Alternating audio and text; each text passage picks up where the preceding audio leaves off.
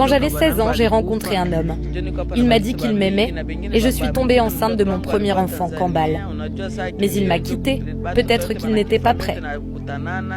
À 19 ans, j'ai rencontré mon mari, l'amour de ma vie. Ensemble, nous avons eu 52 enfants. Malheureusement, mon mari est décédé il y a 2 mois. Si vous étiez venu plus tôt, vous auriez pu le rencontrer.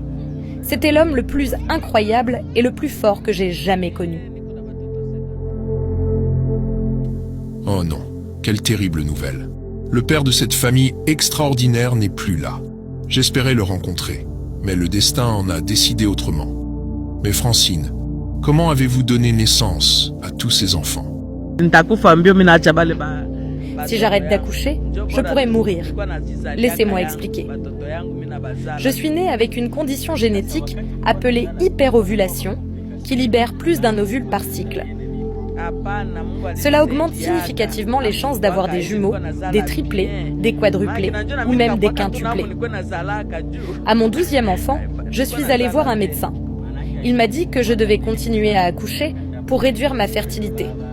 Sinon, des tumeurs pourraient se former dans mes ovaires et me tuer rapidement. Alors, mon mari et moi avons continué à avoir des enfants pour sauver ma vie. Je ne suis pas médecin, donc je ne sais pas si c'était la meilleure solution. Mais je ne suis pas là pour juger ou changer quoi que ce soit. Elle a eu de la chance que cela ait fonctionné pour elle. Mais sérieusement, 53 enfants à 50 ans, comment est-ce possible? J'ai donné naissance à mes 53 enfants en seulement 17 grossesses. Voici comment. J'ai eu des quintuplés 2 fois, des quadruplés 3 fois, des triplés 4 fois, des jumeaux 5 fois et des naissances uniques 3 fois. Cela fait 53 enfants en 17 grossesses. Et grâce à Dieu, tous mes enfants sont encore en vie. Oh, maintenant, tout s'explique. Mais Francine, une femme en Ouganda affirme être la femme la plus fertile du monde. Pensez-vous que quelqu'un ait plus d'enfants que vous? Vous savez, dans ce pays, il y a beaucoup de choses incroyables que le monde ne connaît pas. Peut-être à cause des guerres sans fin ici. Les journalistes internationaux ne viennent pas raconter nos histoires. Quand on parle du Congo, c'est à propos de la guerre ou des minerais. Personne ne se soucie de raconter des histoires comme la mienne. C'est pourquoi je suis restée inconnue si longtemps. Et honnêtement, je crois qu'il pourrait y avoir quelqu'un avec plus d'enfants que moi. Peut-être ici au Congo ou dans une région reculée du monde sans couverture médiatique. Francine a raison. Elle a répondu à ma question mieux que je ne l'aurais imaginé. Mais ma curiosité ne s'arrête pas là. Comment parvient-elle à payer les frais de scolarité pour tous ses enfants? Je remercie ce nouveau gouvernement pour l'éducation gratuite.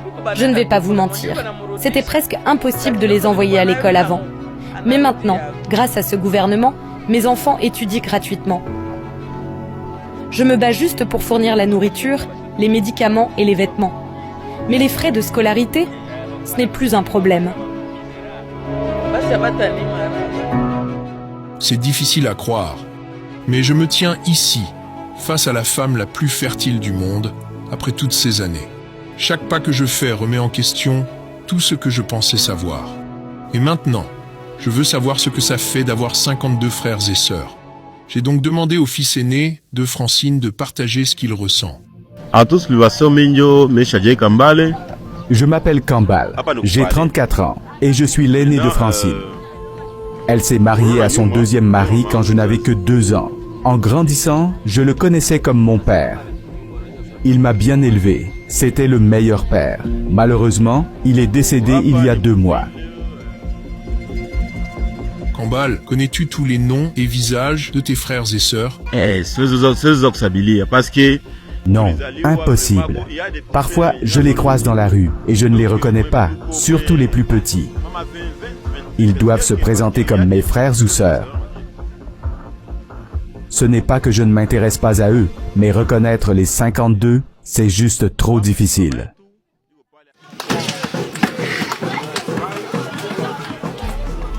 Vis-tu encore dans la maison de tes parents? Non, je suis marié maintenant et j'ai 2 enfants. En fait, 8 d'entre nous sont mariés. C'est pourquoi la plupart ne vivent plus ici. Mais nos enfants adorent venir ici pour jouer avec leurs tantes et oncles. Ils aiment être entourés de tant d'enfants, ce qui ajoute au fardeau de ma mère, nourrir ses enfants et ses petits-enfants. C'est dommage. J'aimerais pouvoir l'aider davantage, mais mon travail n'est pas stable. Je ne peux tout simplement pas faire assez.